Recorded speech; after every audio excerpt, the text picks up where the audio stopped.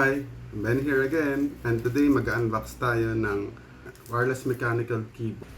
This is a mechanical keyboard and Bluetooth enabled siya. So before we unbox, ito na yung package, nabuksan ko lang yung gilid. Just to make sure na yun na yung item. So before we unbox, so tignan muna natin sa website yung item and yung price niya.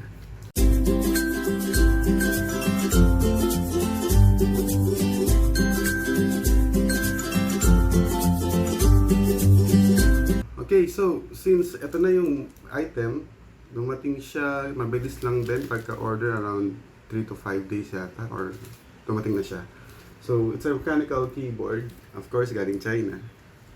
Tara, let's unbox. Ito lang naman siya, wrapper. Wala siyang special covering. And then ang tatak niya is a Machenike, something like that one. Okay, so maganda naman yung box. Walang mga dent and ng aking cutter. Kakat natin yung edge lang nito.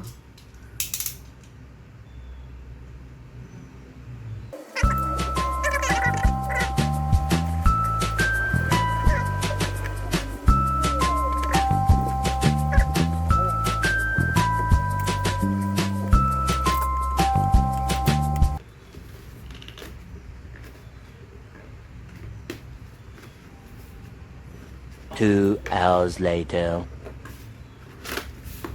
Buksan din. So, ito naman in this box.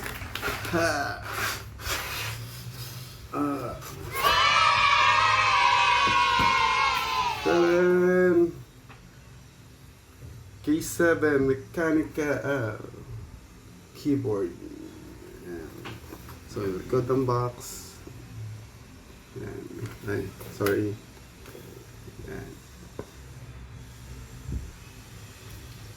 Yan. Ito yung likod ng box. So, malamang hindi natin maintindihan. Chinese yung mga nakasulat. Hope ko lang yung keyboard mismo, hindi Chinese yung characters. LOL! Hindi ko natakita yun eh. Hindi ko natanong.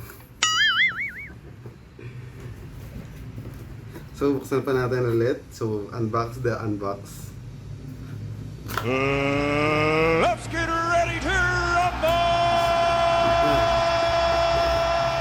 Medyo siya. Maraming okay, got it. So pagka pala, yung gilid pala ipapul.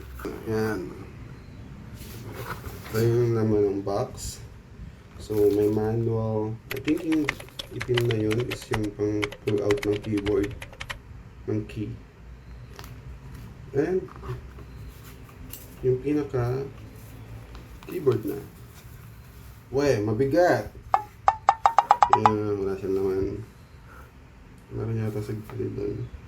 Meron pa actually pala naman, ayun sa gilid, sa likod banda.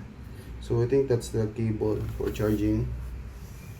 So this is the wire. Medyo may ground din siya. Makapal. And type C yung niya. And then may holder siya. Wow! Kung natawag man dyan. So, and then yung manual. So, meron siya. Included dun sa manual yung pangtanggal ng key. In case you i-replace yung key. And the keyboard itself, here it is. So,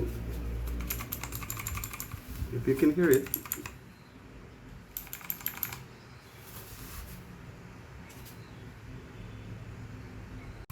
So, naririnig nyo. Joke lang. So, yun siya. So, air. Ito na yung ating mechanical keyboard. So, this is Bluetooth enabled and pwede rin siyang wired.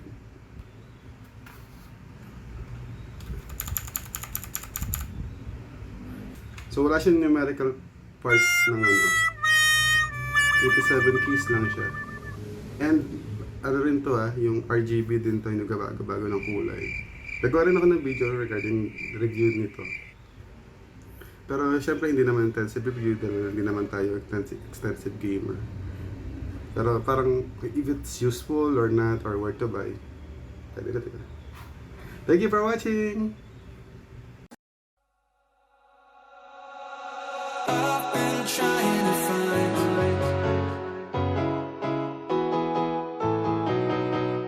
find my way back home. I've been trying to find my way back home. And Lord,